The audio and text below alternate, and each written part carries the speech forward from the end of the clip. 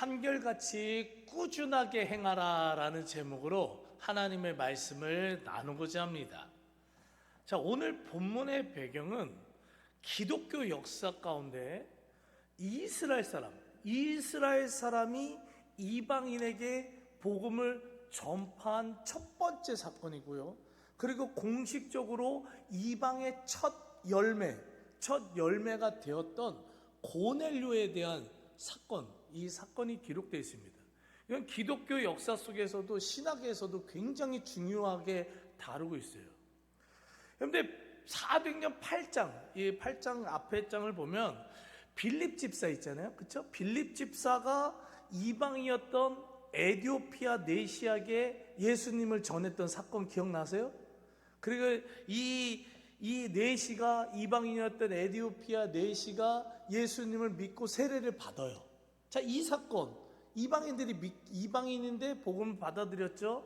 근데 이 사건은 빌립 집사는 이방인 이스라엘 사람이 아니에요. 이방인이 이방인에게 복음을 전한 사건이에요. 그런데 오늘 본문 사건은 처음으로 이스라엘 사람이 이방인에게 복음을 전해서 첫 열매를 맺은 사건이기에 굉장히 중요하게 다루는 사건입니다. 그런데 이 사건이 중요한 이유가 뭐예요? 이스라엘 백성들은 이방인들이랑 상종을 안 하잖아요.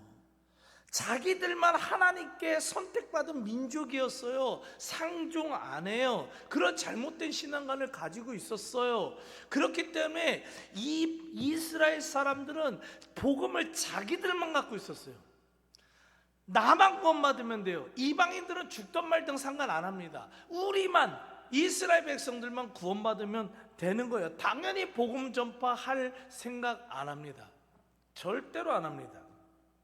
근데 하나님의 꿈과 계획은요, 이스라엘 사람들 뿐만 아니라 모든 족속이 예수님을 믿고 따르는 제자가 되는 것임을 믿으시기 바라요. 그리고 우리 창세기 집 말씀을 계속해서 강의 듣듯이 하나님의 계획, 하나님의 꿈, 하나님의 말씀은요, 인간의 어떠한 죄와 게으름, 어떠한 연약함 속에서도 하나님의 꿈과 계획은 반드시 이루어지게 되어 있음을 믿으시기 바랍니다. 그렇기에 하나님은요, 인간의 잘못된 이 이스라엘 백성들의 잘못된 신앙관을 뚫고 결국 이방인이었던 고넬료와 그 가정이 공식적으로 예수님을 믿게 만드는 이 사건이 이루어지도록 만드신 거예요. 자, 그렇다면 오늘 말씀을 온전히 이해하기 위해서 중요한 질문을 하나 해야 돼요. 중요한 질문. 무슨 질문이냐면, 여러분들 그 당시 때도 수많은 이방인들이 있었고요. 이방인들 가운데서도 뭐 완벽하게는 아니지만 그래도 하나님에 대한 신앙을 갖고 있는 사람들이 있었어요. 하나님에 대한 신앙. 그런데 그런 수많은 이방인들 가운데서 왜 하필 고넬료가 이렇게 이방 선교의 첫 복음의 열매로 선택됐을까? 많은 이방인들이 있었는데 그 중에서도 왜 하필 이 고넬료가 이방의 첫 복음의 열매로 이 역사 속에서 기록될 수 있었을까라는 질문을 던져봅니다. 자, 우선 오늘 본문 사도행전 10장 1절을 읽어보면 고넬료의 외적 특징이 나오는데, 가이사라에 고넬료라 하는 사람이 있으니 이달리아 부대라 하는 군대의 백부장이라. 자, 저 가이사랴라는 데는 저 점이 찍혀 있죠. 그러니까 바닷가 근처에 있어요. 가이사랴라는 곳에 이제 성지순례도 한번 가면은 그 문명이 엄청나게 발전되어 있습니다. 그래서 그 어마어마한 이게 성벽들이, 이 요새들이 세워져 있고요. 무역의 중심, 경제적인 중심, 군사적인 그 중심이었었어요. 그렇기 때문에 그 당시 때 로마 황제는요, 그 가이사랴만큼은 아무나 보내지 않아요. 아주 실력이 있고 인정받고 믿을 수 있는 사람들만 가이사랴에서 일할 수 있게끔 만들었다는 거예요. 그러니까 이 고넬료라는 사람은요, 사회적인 신분도 굉장히 높고요, 실력도 굉장히 좋고요, 어떤 탁월한 능력을 갖춘 사람이라는 거예요. 그런데 이러한 고넬료의 이런 외적 특징보다 오늘 성경을 보면요, 이 사람의 영적 특징을요 더 자세하게 아주 구체적으로 다루고 있다는 걸 발견할 수 있어야 돼요. 자, 사도행전 10장 2절을 읽어보면 그가 경건하여 온 지방과 더불어 하나님을 경외하고 백성을 많이 구제하고 하나님께 항상 기도하더니라는 말씀이 나옵니다. 이게 한국어 성경으로는 이게 아주 이게 자세히 드러나지 않지만 원어적으로 읽으면 굉장히 중요한 단어가 이 2절 아래 다 담겨 있어요. 고넬료의 영적 특징은 4가지 동사로 표현을 하는데 경건하다, 경외하다, 구제하다, 기도하다예요. 그런데 이 4가지 동사는요, 문법적으로 몰라도 들으세요. 문법적으로 현재 완료 진행형, 영어로 현재 완료 진행형이라고 있어요. 이게 뭐냐면 과거의 어느 시점부터 지금까지 늘 한결같이 경건하고 늘 한결같이 하나님을 경외하며 늘 한결같이 이웃을 구제하고 늘 한결같이 기도하는 삶을 살았다라는 것이에요. 하나님은 바로 그러한 고넬료를 이방인의 첫 열매로 선택하셨다는 거예요. 이걸 통해서 우리가 알 수 있어야 되는 게 있는데 뭐냐면 하나님은 무엇을 하든지 한결같이 꾸준한 영성을 갖춘 그리스도인을 주목하여 사용하시고 기적의 은혜를 베풀어 주신다는 사실을 믿으시기 바랍니다. 무엇을 하든지 한결같이 꾸준한 영성을 갖춘 사람이에요. 너무나 중요한 말씀입니다. 여러분, 세상에서도 무엇을 하든 성공하는 사람과 실패하는 사람들의 차이점이 있어요. 100%는 아니지만 그래도요, 성공하는 사람과 실패하는 사이의 그 차이점 중에 하나가 꾸준함이에요. 성실함입니다. 꾸준한. 근데 생활의 달인이라는 프로 있잖아요. 그거 보면 달인들 많아요. 뭐 어떻게 보면은 되게 크게 뭐 성공한 건 아니고 어떻게 보면 대단한 건 아닌 것 같지만 한 분야 안에서요, 뭐 만약에 뭐 정리를 하나를 하더라도요 완전 그냥 엄청나게 잘하는, 그래서 그 분야에서 인정받는 사람들이 있어요. 왜요? 그거에 대해서 꾸준하게 성실하게 열심히 했다는 거예요. 좀만 해보다가 이건 아니야, 이건 나랑 안 맞아, 누가 이거 해보라고 그래서 그래 한번 이거 해볼까? 이거 좀 해봤는데 이거 잘 안 되네. 아니야, 이게 아니라는 거죠. 계속해서 한 분야에 대해서 꾸준하게 열심히 연구하면서 실패하더라도 다시 연구하고 그 분야에 대해서 어떻게 할지 계속해서 고민하고 계속해서 노력하는 사람들이요 결국 성공하더라고요. 신앙생활도 마찬가지예요. 목회를 하다 보면요 똑같이 지금 예배를 드려요. 똑같이 신앙생활을 해도요 시간이 지나면 그 믿음의 차이, 영적인 차이가 확실히 달라지는 것을요 느낄 수 있습니다. 바라볼 수 있습니다. 똑같이 10년 생활했고 똑같이 20년 신앙생활했는데 완전 그 믿음의 수준과 그 그릇과 깊이가 완전 틀려요. 여러분들, 그 결정적인 차이가 어디서 나느냐? 그것은요 신앙의 꾸준함에 있음을 믿으시기 바랍니다. 신앙의 꾸준함이라는 거예요. 성경에서요 이렇게 신앙의 꾸준함에 대해서 한 단어로 표현을 하는데 그게 뭐냐면요 충성이에요. 충성이라는 단어 있죠. 충성이에요. 근데 민수기 12장 7절을 읽어보면 내 종 모세와는 그렇지 아니하니 그는 내 온 집에 뭐하였더라? 충성함이라. 충성이에요. 다니엘 6장 4절, 그가 다니엘이 충성되어 아무 그릇됨도 없고 아무 허물도 없음이었더라. 그런데 성경에서 쓰임받는 사람들이요, 능력을 행하는 사람들이요, 하나님의 은혜와 축복을 받는 사람들의 가장 큰 특징은요, 하나님 앞에서 충성된 삶을 살았다는 거예요. 충성된 삶이에요. 여러분들, 충성이라고 해석된 히브리어 아마는요, 상황과 환경과 조건에 상관없이 한결같이 꾸준하다는 거예요. 상황 따라 달라지지 않는다는 거예요. 환경 따라 달라지지 않는다는 거예요. 조건 따라 달라지지 않는다는 거예요. 한결같다는 거예요. 한결같다는 거예요. 모세는요, 광야에서 수많은 고난들이 닥쳐왔어요. 정말 말도 못하는 고난과 그 200만 명이나 되는 사람들의 불평불만, 저는 진짜 못 감당할 것 같아요. 우리 성도님들, 우리도 가끔가다 이렇게 다른 아내들 불평 조금 얘기하시는 분들이 있어요. 그러면요, 얼마나 마음이 상하는지 몰라요. 목회자는 상처 안 받을 것 같죠? 고민 안 할 것 같죠? 여러분들, 이 정도의 불평 불만은 다 감당해야 된다고 생각하시죠? 물론 감당해야죠. 근데요, 마음은 상해요. 똑같이 힘들어요. 근데 200만 명이, 이 사람들은 물을 내놔라, 아니면 나 너 죽이겠다, 하나님 없다. 얼마나 힘들었겠냐고요.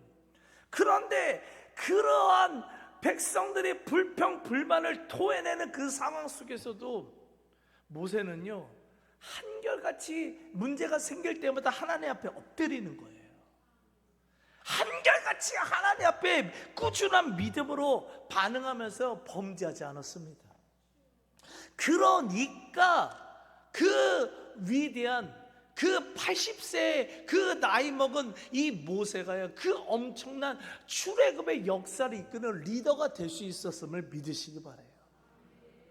다니엘은요, 바벨론 왕 외에는 그 어떤 신에게도 절하지 말래요. 절을 하거나 기도하면 죽인대요. 실제로 죽는데요. 그런데도 다니엘은 어떻게 해요? 목숨 걸고 한결같이 충성된 마음으로 하나님께만 엎드려 기도했어요. 하나님께만 엎드려 기도했다고요. 그러니까 사자굴에 던져져도 살아나는 거예요. 그 엄청난 그 위기 속에서도, 역사 속에서도 살아나는 거예요. 노예로 팔려갔던 그 다니엘 어린 소녀가 그 바벨론인, 그 페르시아의 그 엄청난 제국에서 국무총리가 되는 거예요. 그리고 그 왕들이 다니엘을 보면서 하나님을 찬양하게 만드는 엄청난 그 영향력을 끼쳤다는 거예요. 왜요? 충성되니까요. 한결같으니까요. 하나님은 주목하시는 거예요. 꾸준한 영성을 갖춘 그러한 다니엘과 모세 같은 그리스도인들을 주목하시고요, 사용하시고 능력을 주시고 지혜를 주시고 축복을 베풀어 주셔서 그 시대를 이끌어가는 위대한 사람으로 사용하셨음을 믿으시기 바랍니다. 자, 그렇다면 또 하나 중요한 질문을 해야죠. 꾸준해야 되는 거 잘 알아요. 근데 제가 이렇게 우리 성도님들과 이렇게 한 주에 한 번씩 맨날 이렇게 셀 탐방 하잖아요. 그러면 또 한 명씩은 꼭 하는 얘기가 있어요. 결단을 했는데 실제로 못하고 있어요. 결단을 했는데 조금 하다가 또 무너져요. 요번 주도 그랬어요. 요번 주도 그 셀라름 하는데 그러더라고요. 이렇게 살면 안 되는 거 알고 결단하고 노력했는데 사회생활만 하면 무너지는 거예요. 힘든 거예요. 너무 힘들어요. 꾸준한 거, 충성된 거 정말 힘듭니다. 자, 그러면 질문 하나 해야죠. 어떻게 해야 고넬료 같이럼 항상 꾸준하게 그런 신앙의 생활을 할 수 있는, 그런 그리스도인이 될 수 있을까? 이 꾸준한 이 영성, 충성된 영성을 어떻게 해야지만 소유하게 될 수 있을까라는 질문을 던져봐야 돼요. 자, 그 답이 오늘 사도행전 10장 2절에서 발견할 수 있는데, 다시 한번 읽어보면, 그가 경건하여 온 집안과 더불어 하나님을 경외하며 백성을 많이 구제하고 하나님께 항상 기도하더니, 아멘. 항상 기도한다니. 항상이에요. 여기서 헬라어 판토스, 이 단어는 어떤 상황 속에서도 꾸준하게 변함없이 기도했다라는 사실을요 강조하는 거예요. 여러분들 잘 보십시오. 여러분들 꾸준하게 기도하십니까? 한결같이 기도하시냐고요? 믿음이 없는 사람들은 뭐 기도 생활이 쉽지 않지만 어느 정도 신앙생활을 하신 분들은요 고난 가운데 기도 생활 잘해요. 막 부르짖어요. 나오지 말라고 해도 막 새벽 예배 다 나와야 돼요. 막 다 나와요. 막 부르짖어, 막 눈물 콧물 다 해요. 그리고 응답받고 땡. 그렇잖아요. 이게 꾸준한 한결같이 항상 기도하는 걸까요? 아니라는 거죠. 한결같이 기도한다는 건 고난이 있을 때도 하나님께 기도하는 거고요, 평안한 삶을 살 때도요 기도의 끈이 느슨해지는 게 아닌 거예요. 평안할 때는요 감사 기도를 올려드리시기 바라요. 하나님, 나 요즘 너무 좋아요. 아무 문제 없어서 너무 좋아요. 감사합니다. 그렇게 기도하는 거라고요. 감사의 기도를 올려드리는 거예요. 고넬료는요 고난 가운데는 하나님 찾으면서 부르짖어 기도했고요, 평안한 상황 속에서는 평안함을 주신 하나님께 늘 감사하며 기도를 했던 거예요. 여러분들 오늘 본문을 묵상해 보면 이 고넬료가 예수님의 수제자였던 베드로를 만나서 복음을 듣게 되거든요. 근데 언제 이런 일이 벌어졌냐가 오늘 본문에 기록되어 있어요. 언제 벌어졌는 줄 아십니까? 기도할 때 벌어졌다는 것을 오늘 본문은 강조하고 있어요. 사도행전 10장 3절과 9절을 읽어보면, 하루는 기도할 때 환상 중에 밝히 봄에 하나님의 사자가 들어와 이르되 고넬료야 하니. 뭐 특별한 문제는 없었는데 고넬료는 그냥 평상시같이처럼 늘 항상 기도하고 있었어요. 늘 기도하고 있었는데 환상 가운데 하나님이 어떤 이 환상을 보여준 거예요. 베드로를 만나라는 환상을 보여준 거예요. 근데 또 그때 베드로가 기도하려고 지붕에 올라가니, 베드로가 또 그 순간 그냥 늘 항상 하나님께 기도하시듯 늘 항상 꾸준하게 기도하고 있었던 거예요. 둘 다 기도하고 있을 때 하나님은 이방이었던 고넬료 그리고 이스라엘의 사람이었던 베드로가 만나는 이 엄청난 역사의 이 사건을 보여주신 거예요. 언제요? 기도할 때요. 그로 인해 기독교 역사상 최초로 이스라엘 사람이 전파한 복음을 듣고 이방인이 믿게 되는 기적과 같은 일이 벌어지게 된 거예요. 하나님은 이렇게 항상 기도하는 자들을 통해서 역사하신다는 사실을 믿으시기 바랍니다. 사랑하는 성도님들, 고넬료와 같이 고난의 상황 속에서도 또한 평안한 상황 속에서도 늘 한결같이 기도하는 영성을 갖추시길 간절히 소망합니다. 학교에서도요 공부 잘하고 쓰임받는 학생들은요 벼락치기 하듯이 그냥 순간순간만 이렇게 공부하는 그런 학생이 아니에요. 늘 하나님 그 성자님이 가르쳐준 그 가르침대로 늘 따르고 한결같이 꾸준하게 공부하는 그 학생들이 쓰임받고 나중에 훌륭한 학생들이 되는 거예요. 여러분들 생활의 달인같이럼 하나를 해도 꾸준하게 하는 사람들이 사회 속에서도 쓰임받고 인정받는 것임을 믿으시기 바랍니다. 하물며 신앙생활에도 고넬료와 같이로 한결같이 기도하는 영성을 갖춘 자가 믿음이 꾸준하게 계속 자라는 거예요. 믿음이 꾸준하게 성장하고 성숙하게 되니까 당연히 그러한 자에게 지혜가 임하고요, 능력이 임하고요, 고넬료 같이 큰 기적과 은혜를 경험하게 되는 것임을 믿으시기 바랍니다. 여러분들 하루에 1시간씩 기도할 필요 없어요. 뭐 그렇게 기도하실 수 있는 분들은 기도하시기 바랍니다. 근데 그렇게 안 해도 돼요. 그냥 하루에 3분, 최소한 3분에서 한 5분 정도만요, 시간을 정하세요. 하루 24시간 중에 여러분 3분에서 5분만 딱 하나님께 결정하시라고요. 결단하시라고요. 그리고 그 시간만큼은 무슨 일이 있어도 꾸준하게 기도하시라고요. 한결같이 기도하시라고요. 그러면 조금이라도 믿음은요 계속 자라는 거예요. 하나님의 능력이, 하나님의 기적이, 하나님의 축복이 여러분들의 삶에 충만하게 늘 한결같이 임하게 됨을 믿으시기 바랍니다. 고넬료에게 임했던 큰 기적과 은혜들이 꾸준한 영성을 갖추길 원하는 저와 여러분들의 삶에 온전히 이루어져서 날마다 하나님 때문에 잘되고 행복하고 형통한 삶을 살아가시길 간절히 축복하며 기도합니다. 아멘. 오늘 말씀 붙들고 찬양하는 시간 갖겠습니다.